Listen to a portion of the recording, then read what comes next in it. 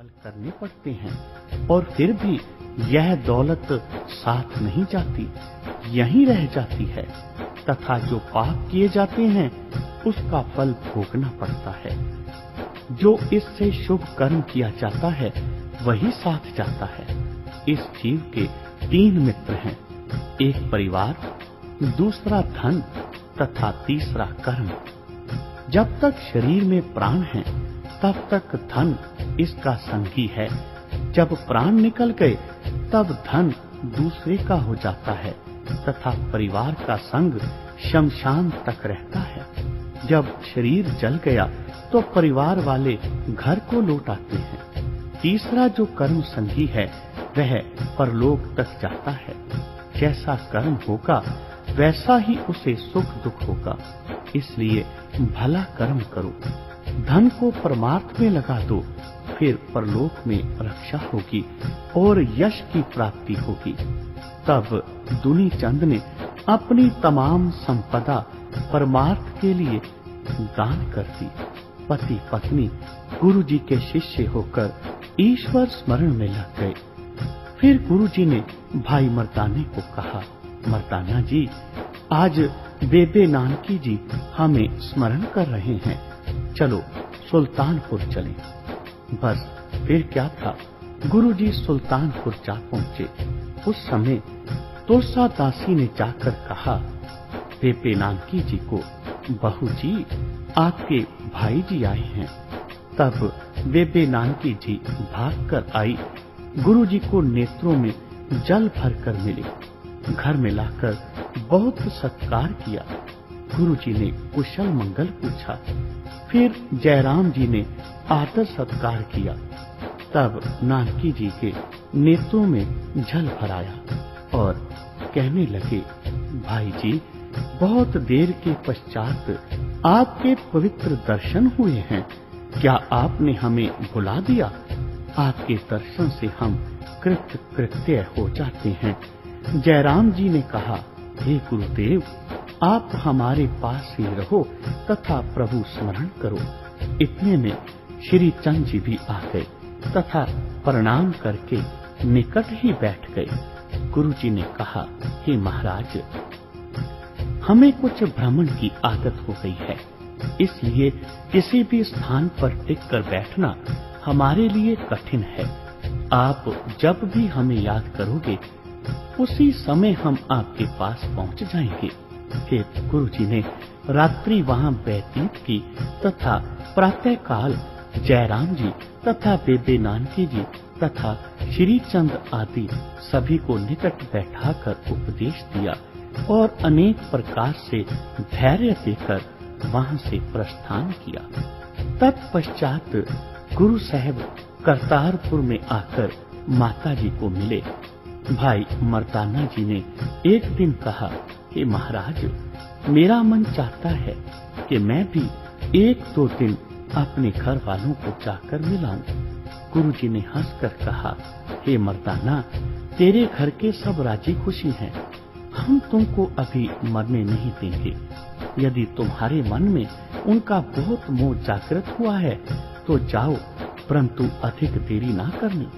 मर्दाना कहने लगा, हे महाराज, मेरे पास तो कोई वस्तु नहीं, क्या मैं उनके निकट खाली हाथ जाऊं?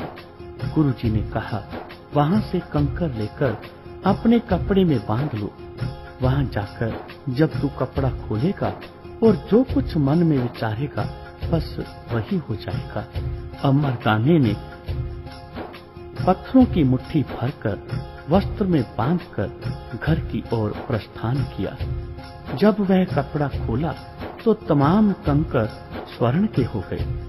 तब इसे अपार प्रसन्नता हुई। तमाम लोगों ने सुना कि मर्दाना धूम स्वर्ण के पत्थर कंकर लेकर आया है जो बहुत मूल्य के हैं। कुछ दिन वहां रहकर मर्दाना गुरु जी के निकट आ गया तथा चरणों में लगकर प्रणाम किया। बोलो भाई जी, वाहेगुरु वाहेगुरु वाहेगुरु।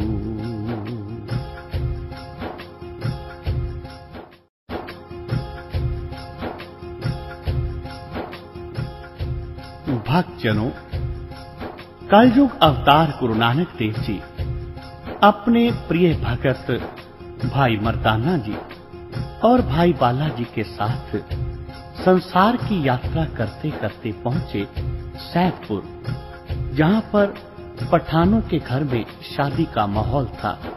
पठान एकत्र होकर नाच रहे थे।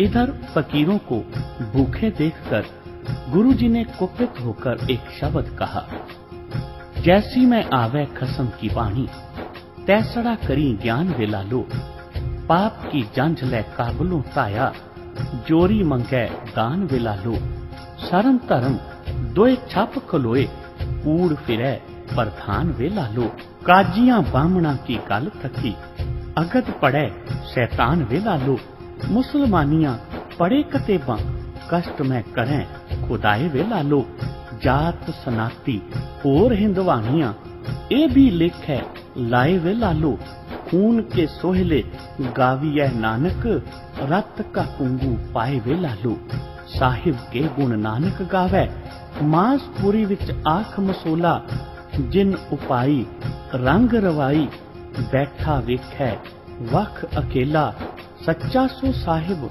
सच तपावस, सचड़ा न्याओ करेग मसोला, काया कपड़ टुक टुक होसी, हिंदुस्तान समाल सी बोला, आवन 78 जान 97 और भी उठ सी, मर्द का चेला, सच की वाणी नानक आखै, सच सुनाई सी सच की बेला।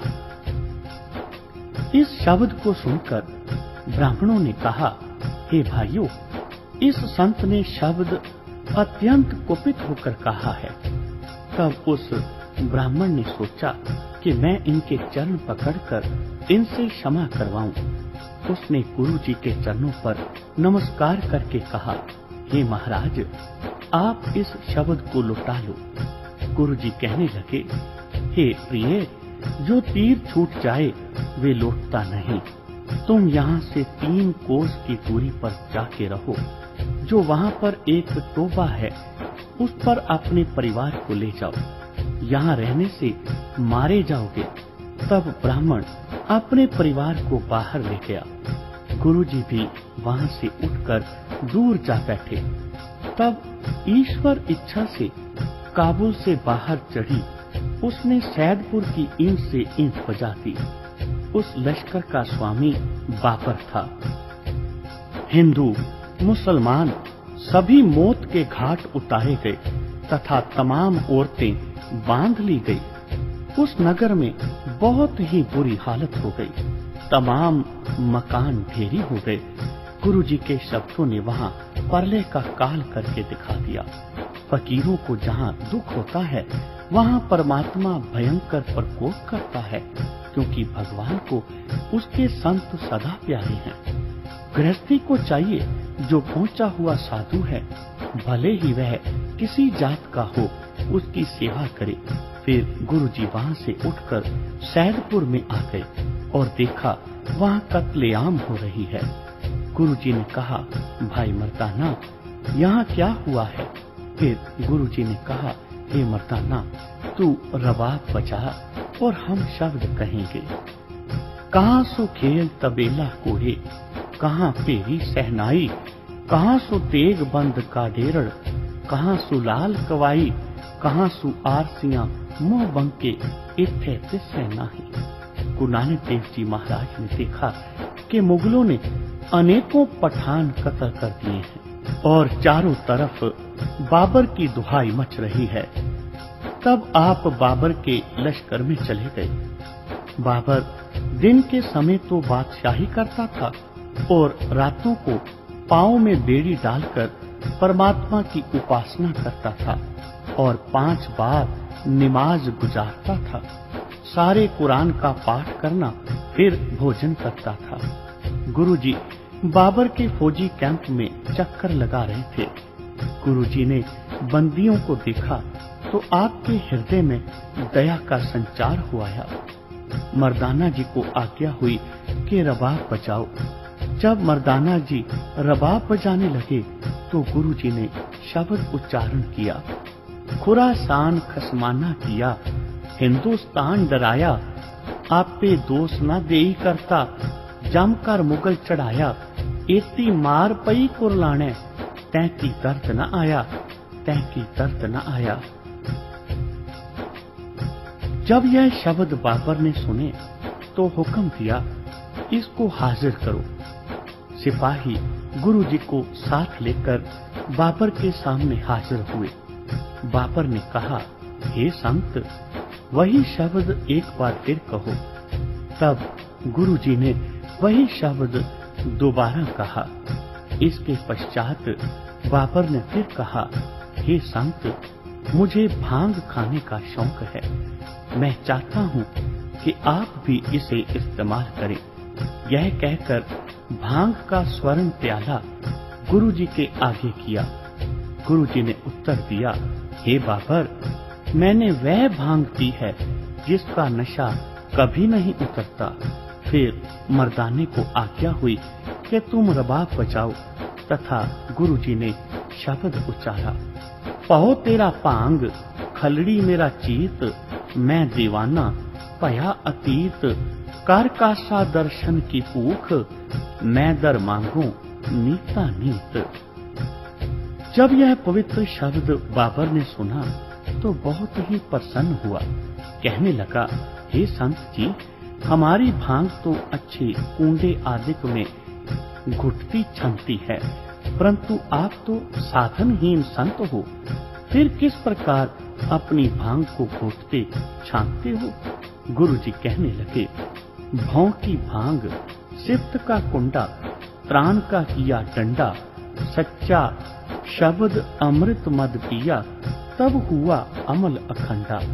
बाबर कलंदर प्याला पियो, उतर न जावे कबहू थियो। जिस समय बाबर ने यह शब्द सुना तो समझ लिया कि यह तो कोई पहुंचा हुआ परम संत है। फिर बाबर कहने लगा, हे संत, तुमको जिस वस्तु की आवश्यकता हो मांग लो, मैं तुमको जागीर दे सकता हूँ। फिर गुरु जी ने शब्द उच्चारा, ऐसा दिया एक खुदाए, जिसका दिया सब कोई खाए, एक दाता सब जगत भिखारी, तिसको छोड़ अवर को मांगे, तिन अपनी सगली पतहारी। जब श्री गुरु महाराज जी के यह शब्द बाबर ने सुनी तो समझ गया, यह तो कोई सच्चा साधु है। इससे तो उस खुदा ताला के मेल का हाल पूछना चाहिए।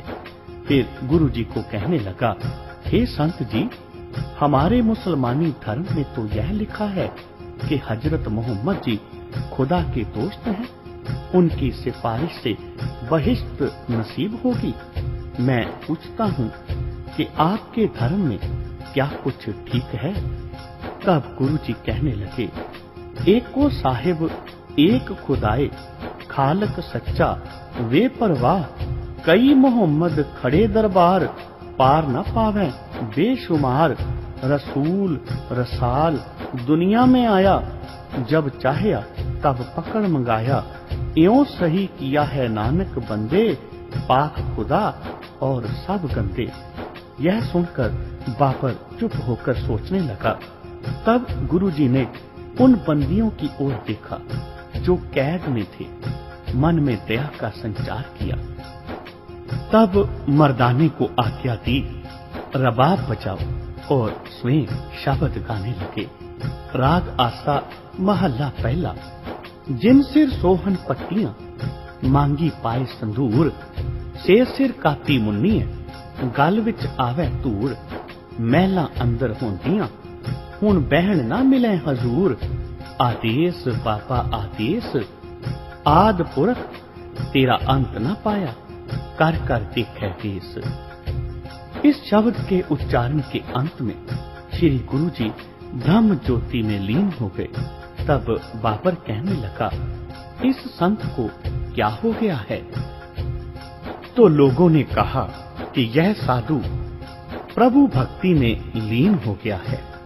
बाबर कहने लगा, हे मित्रों, खुदा आगे दुआ करो जिससे यह संत अपनी सही हालत में फिर आ जाए। तब गुरुजी ने कहा, हे बाबर, अगर तू अपने परमात्मा की कृपा चाहता है तो जितने बंदी हैं उनको छोड़ दे और मुख से कहो कि तुमको क्या चाहिए। तब बापर ने कहा, महाराज, मेरी बादशाही पुष्ट दर पुष्ट चले। तब गुरुजी ने कहा, जाओ, तुम्हारी बादशाही देर तक चलेगी। तब बाबर ने सभी कैदी छोड़ दिए तथा उनको सत्कार से विदा किया। तब गुरु नानक देव जी बाबर पर अति प्रसन्न होकर वहां से विदा हुए। फिर करतारपुर में 1 वर्ष तक निवास किया। बोलो जी भाई जी, वाहेगुरु वाहेगुरु वाहेगुरु।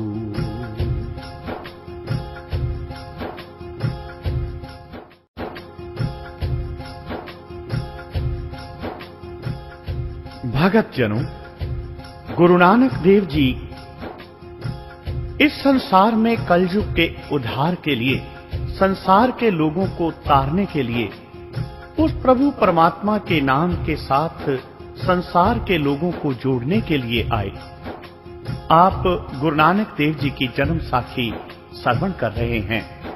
आओ, आज आपको गुरु नानक देव जी की ब्रह्मचारी के साथ हुई मुलाकात वाली साखी श्रवण करवाते हैं। गुरु नानक देव जी महाराज करतारपुर में ही निवास करने लगे। यहीं पर लंगर प्रारंभ हो गया। प्रत्येक अतिथि की सेवा होने लगी। गुरु जी की कीर्ति चारों ओर फैल गई। एक दिन एक पुरुष गुरु जी के पास आकर कहने लगा, हे प्यारे सतगुरु, मैं एक अत्यंत ही निर्धन हूं, आपकी जाति का हूं, वेदी हूं। मेरा सिवाय एक लड़की के इस संसार में और कोई नहीं है। अब मेरी कन्या का विवाह है। आप मेरी सहायता करें, क्योंकि आप हमारी कुल में एक महापुरुष हैं और सभी कुछ करने के सामर्थ्य आप में सुनी जाती है। आप मेरा यह महान कार्य सिद्ध करो। गुरुजी दयालु कहने लगे, हे भ्राता, जिस वस्तु की तुमको आवश्यकता है वह हमें बताओ। तब उसने सभी चीजें लिखकर गुरुजी को दे दी। गुरुजी ने अपने शिष्य, जिसकी जाति आनंद थी, जिसका नाम भागीरथ था, उसे आज्ञा दी कि यह सभी वस्तु लाहौर से जाकर ले आओ। इतना ध्यान रहे कि लाहौर में केवल एक ही रात्रि रहना। अगर दूसरी रात लाहौर में रहोगे तो तुम्हारा जन्म बिगड़ जाएगा। भागीरथ के मन में डर बैठ गया। वह भागता हुआ लाहौर जा पहुंचा। वहां पर एक वाणिये की दुकान थी। उसे जाकर भागीरथ ने कहा, भाई, यह वस्तुएं हमें शीघ्र और शीघ्र दे दो, क्योंकि मैंने लाहौर में नहीं रहना, कहीं बाहर ही विश्राम करूंगा। उस वाणिये ने कहा, हे भाई, और वस्तु तो मिल जाएंगी, परंतु इतनी जल्दी चूड़ा नहीं बन सकता। उस वाणिये ने कहा, यदि तुम एक रात यहाँ रहो तो चूड़ा बन सकता है। भागीरथ ने कहा, यदि मैं एक रात और रहूं तो मेरा जन्म बिगड़ेगा, इसलिए आज ही मैंने वापस लौटना है। वाणिये ने कहा, हे भाई, यदि किसी का स्वामी सख्त होता है तो वह नाराज होता है, परंतु तुम कहते हो मेरा जन्म बिगड़ता है। वह अजीब है। कलयुग में ऐसा कौन है जिसकी आज्ञा ना मानने से जन्म ही बिगड़ जाए। तब भागीरथ ने कहा, हे मित्र, मेरा सतगुरु ऐसा ही है। तब वाणिया कहने लगा, तब तो मैं भी तुम्हारे साथ चलकर तुम्हारे गुरु का दर्शन करूंगा। एक चूड़ा रंगा हुआ है। यदि तुम्हारा गुरु सत्य में महापुरुष होगा तो मैं भी उसे अपना गुरु धारण कर लूंगा। यदि मेरा मन उनको मान लेगा तो फिर मैं मूल्य नहीं लूंगा, और यदि मन ना माना तो फिर मैं सभी मूल्य ले लूंगा। भगत जनों, वे दोनों चलते चलते करतारपुर में आ गए तथा गुरु जी के चरणों पर नमस्कार किया। जब बाणिये ने गुरु जी के दर्शन किए तो उसके हृदय के कपाट खुल गए। गुरु जी के दर्शनों ने बाणिये को निहाल कर दिया। अब वह बाणिया 3 वर्ष तक गुरु जी की सेवा में ही रहा। बाणी कंठ की और कुछ पुस्तकें लिखवाकर अपने साथ ले गया। फिर एक बार बाणिये ने सौदागरी की और उस नगर में गया जहां राजा शिवनाव राज करता था। वह बाणिया दिन को तो माल बेचे और रात्रि को कीर्तन किया करे तथा प्रहर रात्रि स्नान करे और जपजी का पाठ करे। यह उसकी दैनिक क्रिया थी, अर्थात उसकी दिनचर्या गुरु जी की आज्ञा अनुसार थी। गुरु जी की आज्ञा है कि जो सिख रहत बहत में पूर्ण हो, वह सिख इसी जीवन में मुक्त होता है, और जब वह मृत्यु को पाता है तब उसकी सद्गति होती है। इस प्रकार वह बाणिया प्रत्येक दृष्टिकोण से गुरु मर्यादा के अनुसार चलता था। मनमत करने वाले लोग सूर्य चढ़े तब स्नान करते और एकादशी, पूर्णमासी, मंगल आदि के व्रत रखते थे। उनके सभी काम दिखावे के होते देखकर यह बाणिया उनसे कुछ उदास रहता था और इन आडंबरों की ओर उसका झुकाव नहीं था, क्योंकि गुरु जी महाराज पाखंडवाद के विरोधी थे तथा धर्म मर्यादा के कारण संसार में प्रकट हुए थे। बाणिये के किए हुए सारे कार्यों को देखकर, उसकी दिनचर्या को देखकर वहां के लोग बाणिये को पाखंडी और भ्रष्ट कहने लगे। एक दिन कुछ शरारती पुरुषों ने राजा शिवनाभ को कहा, हे राजन, यह बाणिया हिंदू होकर भी धर्म मर्यादा के उलट चलता है।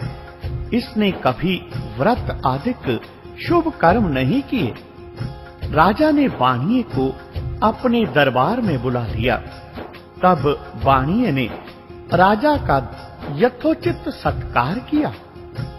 राजा पूछने लगा, हे सेठ, तू हिंदू होकर व्रत नेम आदि जो शास्त्र मर्यादा है उसे पूर्ण क्यों नहीं करता? बाणिया कहने लगा, हे राजन, जिस वस्तु की प्राप्ति के लिए व्रत आदि क्रियाएं की जाती हैं, वह वस्तु तो मैंने प्राप्त कर ली है। अब मुझे इन व्रत आदि नियमों की आवश्यकता नहीं है। राजा कहने लगा, है वह कौन सी वस्तु है जिसके मिल जाने से व्रत आदि जो शास्त्र विहित कर्म है उनको ना करना ठीक है? तब बाणिये ने उत्तर दिया कि हे महाराज, एक महापुरुष के दर्शनों से सभी कामनाएं पूर्ण हो गई हैं। राजा कहने लगा कि तुमको विश्वास हो गया है? उस सेठ ने कहा, हे राजन, उस मेरे सतगुरु ने दर्शनों से ही तमाम विश्वास हाथ जोड़कर सन्मुख उपस्थित कर दिए हैं, क्योंकि जहां साक्षात ईश्वर ही प्राप्त हो जाए वहां विश्वास आदि का तो प्रश्न ही पैदा नहीं होता। राजा कहने लगा, कालयुग में तो एक भी नहीं है जिसके दर्शनों से मुक्ति प्राप्त हो जाए। तब उस बाणिये ने कहा, हे राजन, यह मत कहो, क्योंकि मेरे सतगुरुदेव श्री गुरु नानक देव जी प्रत्यक्ष मुक्ति के दाता हैं। इतनी बात सुनकर राजा कहने लगा, मैं उनकी वाणी सुनना चाहता हूँ। अब उस वाणिये ने गुरुजी की पवित्र वाणी सुनाई तो राजा परम प्रसन्न हो गया और उस वाणिये के साथ राजा शिवनाभ सिख बन गया तथा गुरु दर्शनों को चल दिया। जब चलने लगा तो वाणिये ने कहा, हे राजन, श्री गुरुजी तो पावन रूप हैं। जहाँ सच्चे मन से याद करो वहीं प्रकट हो जाते हैं। वह घट घट की जानने वाले हैं। यदि आप श्रद्धा से बुलाओ तो महाराज स्वयं प्रकट हो जाएंगे। तब राजा कहने लगा, हे मित्र, गुरुजी तलवंडी राय भुए के रहने वाले हैं तथा आजकल करतारपुर में रावी नदी के किनारे निवास करते हैं। यहाँ उनका जो स्मरण करे वहाँ ही दर्शन देते हैं। राजा ने कहा कि मेरी इच्छा तो तुम्हारे साथ ही जाने की है। वाणिया कहने लगा, हे राजन, तुम विश्वास करो तथा मन से गुरुजी का स्मरण करो। गुरुजी इसी स्थान पर प्रकट होंगे। यह बात मेरे पूर्ण अनुभव की है। हे राजन, मेरी बात मानो, तुम्हारी मनोकामना अवश्य पूर्ण होगी। इतनी बात कहकर वह गुरुजी का सेवक वाणिया अपना जहाज भरकर वहां से पश्चिम दिशा की ओर चला गया। भक्तजनों, वाणिये के जाने के पश्चात राजा शिवनाभ गुरुजी के दर्शन का ललायन कहने लगा। हर समय गुरुजी का ही चिंतन स्मरण करता रहता था। राजा ने कुछ समय के पश्चात कुछ कूटनीतियां तैयार की और उनको हुक्म दिया कि जो भी साधु संत यहाँ आए उसको पतित करने में कोई कसर न छोड़ो तथा उसकी भली प्रकार परीक्षा लेकर मुझे बताओ कि वह कैसा साधु है। राजा ने सोचा कि यदि कोई उत्तम साधु होगा, कोई सच्चा साधु होगा तो इनके कटाक्षों में नहीं फंसेगा। यदि कोई साधारण कलयुगी साधु होगा तो उसका भी पता चल जाएगा। यदि गुरु नानक जी इधर आ जाएं तो भी हमें पता चल जाएगा। उधर गुरुजी ने कहा, बाला मर्दाना, हमारा तो विचार है कि कुछ और भ्रमण करें तथा राजा शिवनाभ को उसके राज में दर्शन देकर कृतार्थ करें। भगत जनों, इतनी बात जिस समय गुरु नानक देव जी ने बोली तो भाई बालाजी कहने लगे, आओ गुरु साहब, जैसी आपकी आज्ञा। भाई मर्दाना जी और बालाजी गुरु नानक देव जी के साथ राजा शिवनाथ के नगर की ओर चल पड़े। राजा शिवनाथ के नगर में आए और एक बाग जो सूखा हुआ था वहां आसन बिछाकर बैठ गए। गुरुजी के पवित्र चरण जिस समय बाग में पड़े उसी समय वह बाग सूखे से हरा हो गया। फूल कलियां पैदा हो गई। उस बाग के माली ने जब अपना बाग इस तरह हरा होता हुआ देखा तो अत्यंत प्रसन्न हुआ। फिर उसने देखा कि एक महापुरुष आसन पर बैठे हैं और दो सेवक सेवा कर रहे हैं। उसने गुरुजी के चरणों में नमस्कार करके कहा, आज मेरे अहोभाग्य हैं जो आपने मुझे दर्शन दिए हैं। फिर महमाली राजा शिवनाथ को जाकर कहने लगा, हे राजन, एक साधु संत बाग में आया है जिसकी कृपा से मुद्दतों का सूखा बाग फिर से हरा हो गया है। मुझे मालूम होता है